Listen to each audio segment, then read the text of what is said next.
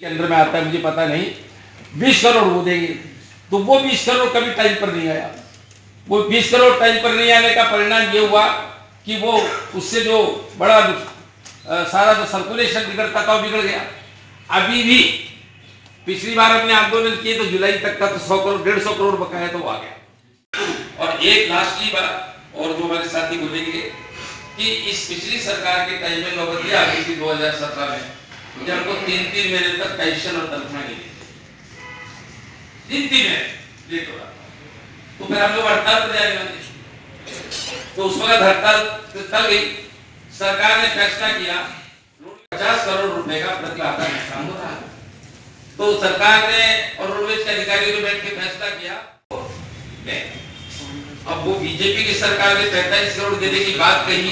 निश्चित रूप से आज चाहे सरकार नहीं है, पर मैं पीछे भी ये कहना चाहता हूँ, उनकी आलोचना भी हमने बहुत की, हड़तालें भी उनके खिलाफ, पर एक अच्छा फैसला, एक अच्छे डायरेक्शन में फैसला था।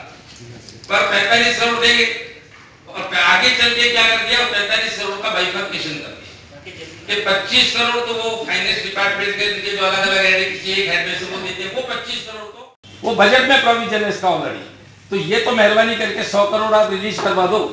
ये 100 करोड़ अगर रिलीज करवाते तो हमारे एक्सग्रेशिया का, हमारे 3 डियरनेस अलाउंस के एरियर जो पहले से सैंक्शन है 4%, 3% के 2-6% वो मिल जाएगा आपको एरियर। और उसमें हमारे सेवानिवृत्त कर्मचारियों को भी इसमें भुगतान मिलने की स्थिति बन जाएगी।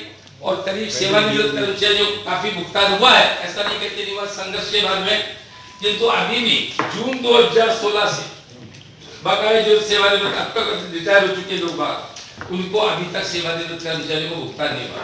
और सब 35 सरकार नई है और सरकार की नीयत बहुत ज़बरदस्त है, अच्छी है हमारी नीयत। सुबह अधिकारियों के साथ हमारी बैठक हुई, रोडवेज के सब अधिकारी थे, चेयरमैन से लेकर एमडी सब जितने भी अधिकारी, अब सारे कर्मचारी संगठनों से हमारी बातचीत हुई है। बहुत बातचीत से काफ़ी पॉजिटिव रिजल्ट ही निकल कर आए कि रोडवेज को सब मिलकर कैसे बचाएं, रोडवेज को फाइनेंशियल साउंड कैसे करें, रोडवेज के कर्मचारियों की जितनी भी प्रॉब्लम्स हैं उनको कैसे दूर करें।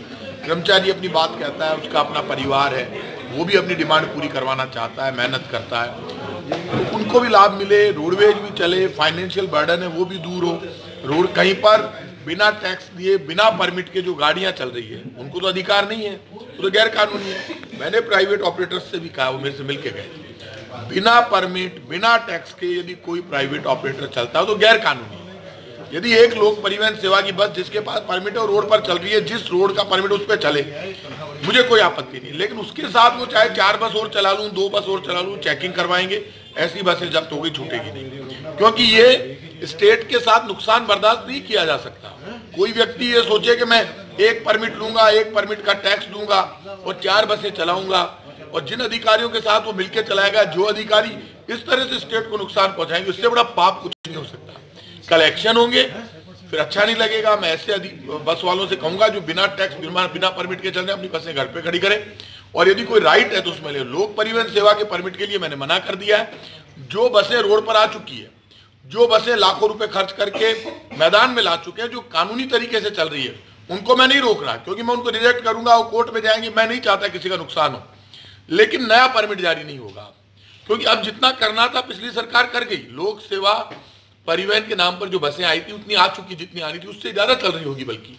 तो अब इसमें कैसे अच्छे से अच्छा राजस्थान में रोडवेज चले, लोगों को सुरक्षित यात्रा मिले, पब्लिक को रिलीफ मिले, पब्लिक को परेशानी नहीं हो, और प्राइवेट बसें चले तो टैक्स और परमिट देकर चले, रोडवेज चले तो अपने रूटों पर चले, ये झंझट खत्म हो। फाइनेंशियली जो बर्डन रोडवेज के ऊपर आया वो भी ठीक हो और कर्मचारियों को भी अधिकार मिले। सब बातों पर डिस्कस शुरू हुआ है। परसों ही मैंने चार्ज लिया है, आज मैं रोडवेज में आ गया। मेरा मन है कि जिस तरह मैं सड़कों पर संघर्ष करके संघर्ष को परिणाम तक पहुंचाता था, वैसे अब मुझे ये चार्ज मिला है, तो मैं इस चार्ज को ईमानदारी से निभाकर, और भगवान मुझे ऐसी सद्बुद्धि दे कि सबको साथ में लेकर, मेरा मन है साफ कर और ठीक हो रोडवेज, और ये बेवजह के झंझट है वो समाप्त हो। मुझे लग रहा है काफ़ी हद तक इसको हम ठीक कर पाएंगे, सबसे बैठ कर मुझे लगता है बिना परेशानी के दूर कर पाएंगे, मुझे भरोसा है। एक 7वें वेतन आयोग की मांग कर रहे हैं कर्मचारी, कब तक संभालना? 7वें वेतन मांग की जो बात है, बिल्कुल खुल के मैं आपसे कह रहा हूँ, हमने जन घोषणा पत्र में जो इश्यूज लिए हैं कांग्रेस पार्टी ने, उसको हमने सरकारी दस्तावेज बना दिया। जन घोषणा पत्र में जो भी मुद्दे रोडवेज के हैं चाहे और कर्मचारी हो, सबको पूरा करेंगे। ऐसा कभी नहीं हो सकता कि कांग्रेस सरकार चुनाव से पहले कुछ दी, आगे कुछ और, ऐसा नहीं है। हालांकि इन्होंने फाइनेंशियल सिस्टम पूरा बिगाड़ दिया बीजेपी की सरकार ने। इतना बड़ा पाप करके गए कि इनको भगवान माफ नहीं करेगा। सिस्टम पूरा कॉलेप्स कर दिया। ऐसी सरकार मैंने आज तक नहीं देखी। कांग्रेस कोई भेदभाव नहीं करना चाहती।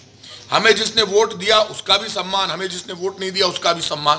काम सबका करेंगे, सब धर्म जाति सबको साथ लेकर चलेंगे। लेकिन जो सिस्टम बीजेपी ने बिगाड़ा राजस्थान में 5 वर्षों में, वैसा कभी आज तक नहीं बिगड़ा। सर क्या रहा मीटिंग? देखिए, परिवहन मंत्री जी ने आज रोडवेज के सभी संगठनों के साथ में बैठक की और ये जानने की कोशिश की कि रोडवेज में कैसे सुधार किया जा सकता है, कर्मचारियों की मांगों को कैसे हल किया जा सकता है। आज हम इस कर्मचारी के श्रमिक संगठनों की ओर से विस्तार से उनको सारी बातें हमने बताई कि रोडवेज में कैसे कैसे संकट आए, कैसे उन संकटों से निपटा जा सकता है और मांगें कैसे मंजूर की जा सकती हैं। उन्होंने इसके ऊपर सकारात्मक दृष्टिकोण अपनाया। उन्होंने कहा एक शीघ्र ही बैठक और करेंगे, पर हमें उनकी बात से लगता है कि निश्चित रूप से अब रोडवेज के अच्छे दिन आने की स्थिति शुरू होने वाली है, ऐसा हमें विश्वास है। हमने उन्हें कहा कि लोकसभा चुनाव की आचार संहिता लगने से पहले अब केवल बातें ना रहे, प्रैक्टिकल कुछ ऐसा सामने आना चाहिए ताकि लोगों को विश्वास हो जाए कि हाँ, ये सरकार इस रोडवेज को जल्द से जल्द सुधारेगी और रोडवेज के कर्मचारियों की समस्याओं का समाधान करेगी। बोला मंत्री जी लोकसभा जो मुख्यमंत्री जी से बात करेंगे और मुख्यमंत्री जी से बात करके और फिर कोई जल्दी ही फैसला करने की घोषणा करेंगे, ऐसा उन्होंने विश्वास दिलाया। ठीक है सर, नाम डेजिग्नेशन? ML यादव, प्रदेश अध्यक्ष एटक। सरकार के बनने के बाद परिवहन मंत्री ने अपना पदभार संभालते ही सबसे पहले जो मीटिंग बुलाई है उसके लिए हमने संयुक्त मोर्चे की तरफ से मंत्री जी को धन्यवाद दिया है। और जैसा हम पहले बताएंगे, उन्होंने जो मैनिफेस्टो के अंदर लिया है और जैसा आज विश्वास दिलवाया है कि जो हमारी मांगे हैं, बुनियादी जो हमारी मांगे है कि रोडवेज को चलाने के लिए नई भर्ती की जानी चाहिए, नई बसें खरीदी जानी चाहिए और 7वां वेतन आयोग जो अन्य कर्मचारियों को लग चुका है अदर राजकीय क्षेत्रों में, उसी आधार पर कम से कम हमारे रोडवेज कर्मचारियों को भी 7वां वेतन आयोग मिलना चाहिए। रिटायरमेंट के जो बेनिफिट्स हैं वो रिटायरमेंट कर्मचारियों को मिलने चाहिए।